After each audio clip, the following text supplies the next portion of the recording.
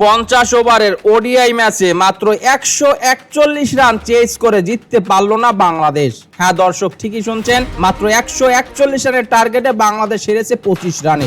বিশ্বকাপ ফুটবলের উন্মাদনায় হয়তো অনেকের চোখে এড়িয়ে গেছে বাংলাদেশ বনাম জিম্বাবুয়ের ওডিআই সিরিজের কথা। টেস্ট ম্যাচে ইনিংস ব্যবধানে পরাজয়ের পর এবার প্রথম ওয়ানডে ম্যাচে মাত্র 141 রানের লক্ষ্যে ব্যাটিং করতে নেমে 25 রানে হেরেছে টাইগাররা।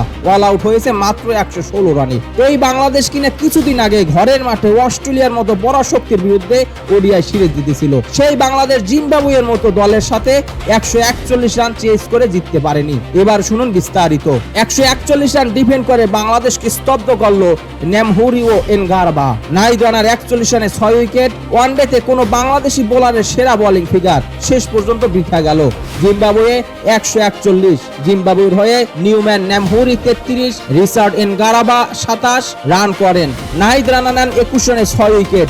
তাসকিন আহমেদ নেন 32 রানে 2 উইকেট। বাংলাদেশ জবাবে অল আউট হয় মাত্র 116 রানে। দলের পক্ষে সর্বোচ্চ রান করেন নুরুল হাসান সোহান 31, রিচার্ড এনগারাবা 31 রানে নেন 3 উইকেট, ব্রাড ইভান্স 34 রানে 3 উইকেট, নিউম্যান নেমহুরি 22 রানে নেন 2 উইকেট, ব্লেসিং মুজারাবানি 25 রানে নেন 2 উইকেট।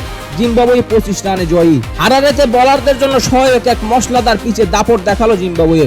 মাত্র 141 রান করে বাংলাদেশকে 116 রানে অল আউট করে 25 রানের স্মরণীয় জয় তুলে নেয় স্বাগতিকরা। আর এই জয়ে কেন্দ্রবিন্দুতে ছিলেন নিউম্যান নেমহুরি ও রিচার্ড এনগারাবা। দিনটি ছিল নিউম্যান নেমহুরির। ব্যাট হাতে, বল হাতে এবং ফিল্ডিং এ 3 বিভাগেই তিনি ছিলেন উজ্জ্বল। জিম্বাবুয়ে যখন 8 উইকেটে 70 রানে ধুকছিল, তখন 9 নম্বরে নেমে ক্যারিয়ার সেরা 33 রান করেন নেমহুরি। এরপর ফিল্ডিং এ নেন 2টি গুরুত্বপূর্ণ ক্যাচ। তার প্রথম ক্যাচটি ছিল অসাধারণ। ফাইন লেগ বাউন্ডারির কাছে ভারসাম্য হারানোর আগ মুহূর্তে বল মাঠের ভিতরে ছুড়ে দিয়ে আবার ফিরে এসে ক্যাচটি সম্পন্ন করেন তিনি। বল হাতেও নেমহুরি বড় ভূমিকা রাখেন। বাংলাদেশের চতুর্থ উইকেট জুটিতে তৌহিদ হৃদয় ও নুরুল হাসান সোহান 49 রান যোগ করে ম্যাচে ফেরার ইঙ্গিত দিচ্ছিলেন, কিন্তু নেমহুরি সেই জুটি ভেঙে দেন এবং সেখান থেকে বাংলাদেশের ইনিংসের পতন শুরু হয়। এই ম্যাচে বাংলাদেশের ইতিহাস গড়েন নাহিদ রানা। 21 রানে 6 উইকেট নিয়ে ওয়ানডেতে বাংলাদেশের যে কোনো বোলারের সেরা বোলিং ফিগার করেন তিনি। তার গতি ও বাম জিম্বাবুয়ে ব্যাটারদের ভুগিয়েছে, কিন্তু জিম্বাবুয়ে পেসারও একইভাবে বাংলাদেশের ব্যাটারদের কঠিন পরীক্ষায় ফেলেন। বাংলাদেশের রান তারা পুরো 33.1 ওভারে জিম্বাবুয়ে এক ওভার স্পিন করায়নি। প্রথমবারের মতো ওয়ানডেতে জিম্বাবুয়েকে নেতৃত্ব দেওয়া বাঁহাতি পেসার রিচার্ড এনগারাবাও ছিলেন ম্যাচের অন্যতম নায়ক। ব্যাট হাতে নেমহুরির সঙ্গে নবম উইকেটে 63 রানের গুরুত্বপূর্ণ জুটি করেন তিনি। তার ব্যাট থেকে আসে 27 রান। পরে বল হাতে 31 রানে 3 উইকেট নিয়ে জিম্বাবুয়ে হয়ে জয় নিশ্চিত করেন গাবা। বাংলাদেশের শেষ উইকেটটি নেন তিনি।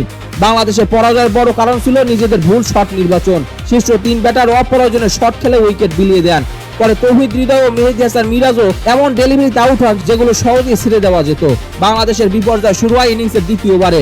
ব্লেসিং মুজারাবানির শর্ট বল টেনে মারতে গিয়ে তানজিদ হাসান ক্যাচ দেন ফাইন লেগে দাঁড়ানো নেমহুরির হাতে। এরপর চতুর্থ ওভারে নাজমুল হোসেন শান্ত থার্ড ম্যান অঞ্চলে ক্যাচ দিয়ে মুজারাবানির দ্বিতীয় শিকার হন। 3 বল পর সৌম্য সরকারও এনগারাবার বলে ডিপ থার্ডে ক্যাচ দেন, আর সেখানে আবারও ক্যাচ নেন নেমহুরি। 17 রানে 3 উইকেট হারিয়ে বিপদে পড়ে বাংলাদেশ। সেখান থেকে তৌহিদ হৃদয় ও নুরুল হাসান কিছুটা প্রতিরোধ করেন।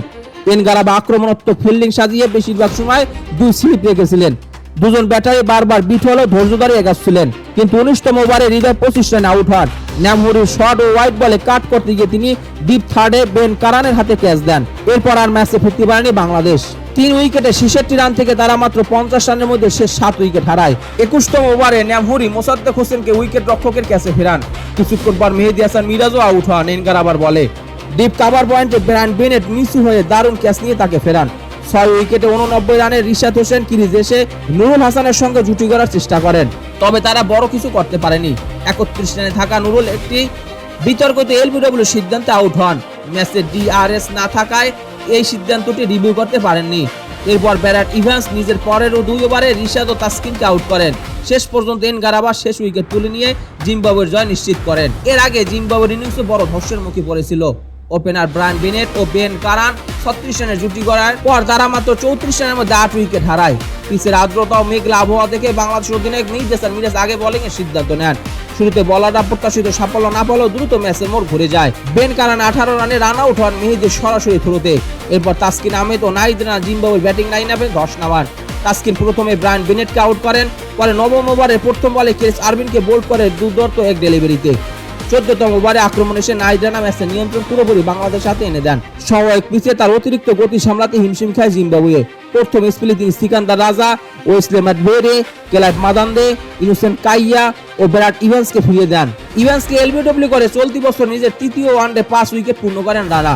পরবর্তীতে রিচার্ড এনকারাবাকে দুর্দান্ত এক ইয়র্কারে বোল্ড করে 6ষ্ঠ উইকেট তুলে নেন নাহিদ রানা। এক সময় মনে হচ্ছিল জিম্বাবুয়ে হয়তো 100 রানও করতে পারবে না, কিন্তু ন্যামহরি ও এনকারাবা লড়াকু নবম উইকেটের জুটি দলকে 141 রানে নিয়ে যায়। শেষ পর্যন্ত সেই 141 রানই জিম্বাবুয়ের জন্য যথেষ্ট প্রমাণিত হয়। ব্যাট হাতে বিপর্যয় সামলে দলকে লড়াইয়ের পুঁজি এনে দেওয়ার পর ন্যামহরি ও এনকারাবা বল হাতে ম্যাচ ঘুরিয়ে দেন। আর বাংলাদেশের জন্য নাহিদ রানার ঐতিহাসিক বোলিং পারফরমেন্স থেকেও যায় এক বেদনাদায়ক পরাজয়ের গল্প হিসেবে। দর্শক, বাংলাদেশের এই পরাজয় আপনি কিভাবে দেখছেন? চাইলে আপনার মতামত কমেন্ট বক্সে জানিয়ে দিতে পারেন। খেলাধুলা বিষয়ক সকল আপডেট সবার আগে পেতে স্পোর্টস মিডিয়ার সাথেই থাকুন। পেজটি ফলো দিবেন, চ্যানেলটি সাবস্ক্রাইব করতে ভুলবেন না। ধন্যবাদ সবাইকে।